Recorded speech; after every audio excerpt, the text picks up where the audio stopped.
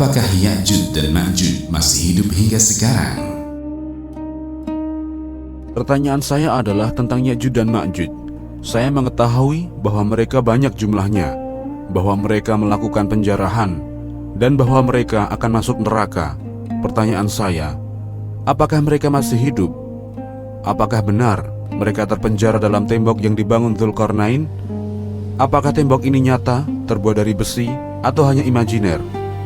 Jawaban: Alhamdulillah, tidak dapat dipungkiri bahwa Ya'juj dan Ma'juj merupakan sayang besar dari anak keturunan Adam.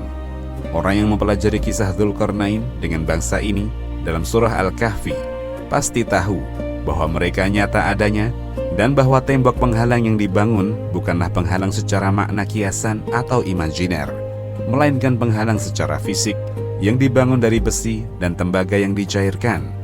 Pada dasarnya, kisah-kisah Al-Quran harus dipahami secara tekstual tanpa harus dipalingkan ke berbagai bentuk penyimpangan yang mengeluarkannya dari makna yang dimaksud. Al-Quran telah mengisahkan kepada kita secara rinci pembuatannya, bahkan bahannya, sehingga kemudian tidak tepat jika dikatakan bahwa itu adalah penghalang secara kiasan atau imajiner. Allah Subhanahu wa Ta'ala berfirman dalam surat Al-Kahfi tentang kisah seorang raja muslim dan panglima besar Dzulqarnain. Semoga Allah merahmatinya. Hingga ketika dia, Dzulqarnain, telah sampai di tengah dua bukit, dia mendapati di hadapan kedua bukit itu suatu kaum yang hampir-hampir tidak mengerti pembicaraan. Mereka berkata, "Wahai Dzulqarnain, sesungguhnya Ya'juj dan Ma'juj adalah orang-orang yang membuat kerusakan di muka bumi.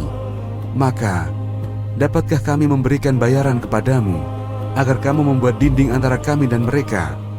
Dzulqarnain berkata, "Apa yang diberikan oleh Tuhanku kepadaku, untuk hal itu lebih baik. Maka, bantulah aku dengan kekuatan manusia dan alat-alat, agar aku bisa membuatkan dinding antara kalian dengan mereka. Berilah aku potongan-potongan besi, hingga ketika besi-besi itu telah sama rata dengan kedua puncak bukit itu." Dzulqarnain berkata, "Tiuplah api itu."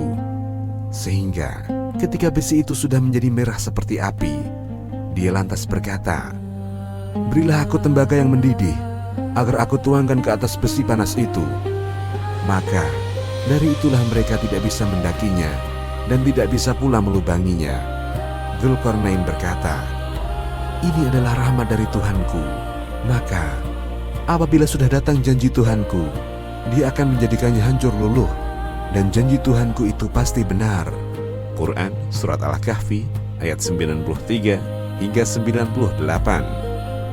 Di antara dalil yang menunjukkan bahwa bangsa ini masih ada hingga sekarang, bahkan setiap hari selalu berusaha untuk keluar kepada manusia, adalah riwayat yang tersebut dalam Sunan Ibnu Majah dengan sanad yang sahih dari Abu Hurairah, semoga Allah meridhoinya, yang mengatakan bahwa Rasulullah Sallallahu Alaihi Wasallam bersabda, "Sesungguhnya Ya'juj dan Ma'juj berusaha membuat lubang setiap hari, sampai ketika mereka hampir melihat cahaya matahari, maka penguasa mereka berseru, 'Pulanglah, kita akan melubanginya lagi esok hari.'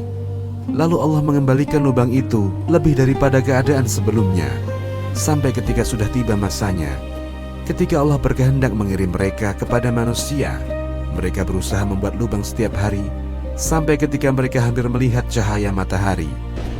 Maka penguasa mereka berseru, 'Pulanglah, kita akan melubanginya lagi esok hari, insya Allah.' Mereka pun juga mengucapkan insya Allah. Kemudian mereka kembali lagi ke tempat tersebut, dan ternyata keadaannya masih seperti saat mereka meninggalkannya kemarin. Lalu mereka terus melubanginya, dan akhirnya mereka dapat keluar kepada manusia. Setelah itu, mereka meminum air hingga kering, dan manusia pun berlindung dari mereka di benteng-benteng mereka. Lalu mereka, Ya'juj dan Ma'juj, melemparkan anak panah mereka ke arah langit. Lalu anak panah itu kembali dengan berlumuran darah.